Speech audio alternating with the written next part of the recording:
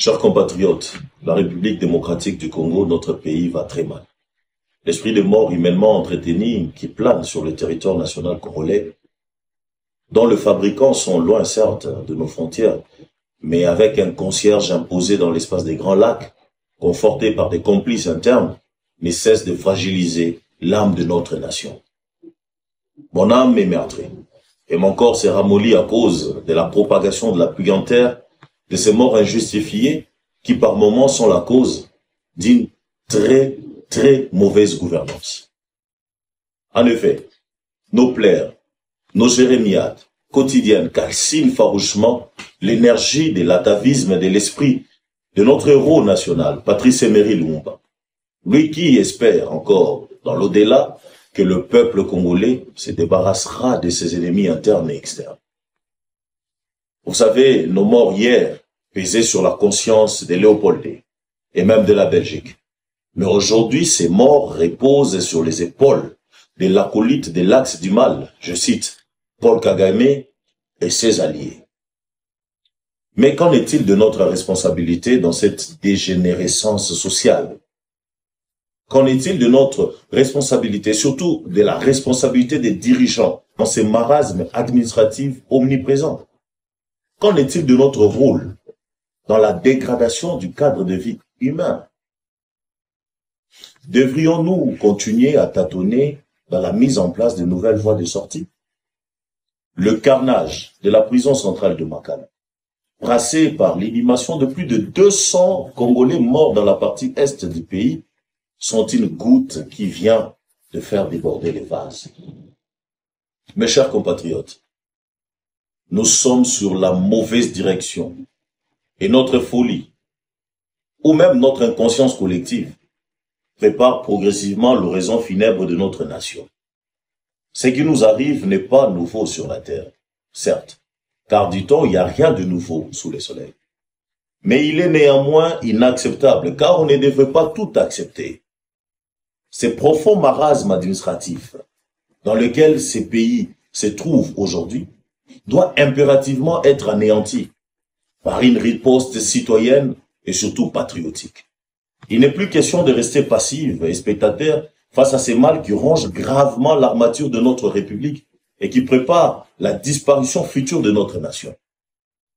Citoyennes et citoyens, jeunes surtout, je sais que vous vous posez beaucoup de questions sur mon engagement citoyen et surtout sur ma prise de position face à cette avalanche de catastrophes administratives et naturelles en République démocratique du Congo, notre cher et beau pays. Mais à ce jour, je me trouve dans une intersection entre dire que tout va bien en RDC et museler ma conscience dans un silence coupable. De ces deux assertions précitées, il ressort qu'aucune position, qu'aucune option n'est bonne ni pour moi, ni pour notre peuple. La meilleure position est celle de dire que notre pays est malade, mais alors très malade. Or, s'adapter à une société malade n'est pas un signe de bonne santé mentale. La gouvernance congolaise est devenue une croque-mort.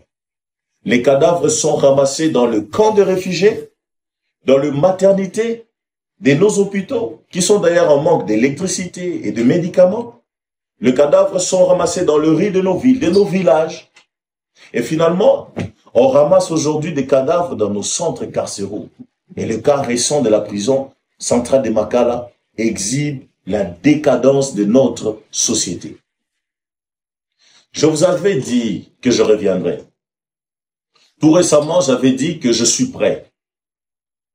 Chers compatriotes, camarades jeunes, le temps est venu d'invoquer le patriotisme congolais face aux dangers qui guettent notre pays sur le plan sécuritaire, avec ses multiples facettes, à savoir l'insécurité vitale, l'insécurité alimentaire, l'insécurité environnementale, l'insécurité professionnelle et même l'insécurité de la vie privée. Bref, notre insécurité multisectorielle. Ce spectre malodorant et meurtrier ne pourra être vaincu qu'au nom de la patrie. D'où l'intérêt de mettre la patrie avant nos partis, la patrie avant nos tribus, avant nos provinces, la patrie avant nos croyances spirituelles, et même avant nos familles. C'est avec cet élan patriotique que je m'engage à nouveau à travers un pacte avec notre nation, en vue d'insuffler une énergie nouvelle du changement. Pour ce faire, je me lance dès aujourd'hui dans une forme de consultation populaire. Celles-ci ne consisteront pas nécessairement à vous inviter, mais plutôt à me faire inviter aussi chez vous, afin que ma disponibilité et ma volonté de venir auprès de tout un chacun soit un réel signe de la renaissance congolaise. Je viendrai certainement, chers compatriotes. Je viendrai vers vous à terre politique, à terre de la société civile, personnalités religieuses, artistes, musiciens, comédiens et compagnie. Chers jeunes de différents horizons, je viendrai. Je crois et j'espère fermement que de nos échanges jaillira certainement la lumière et celle-ci éclairera nos actions afin de sauver la patrie. Vous savez, l'obscurité ne peut pas chasser l'obscurité. Seule la lumière le peut. La haine ne peut pas chasser la haine. Seul l'amour le peut, dit Martin Luther King.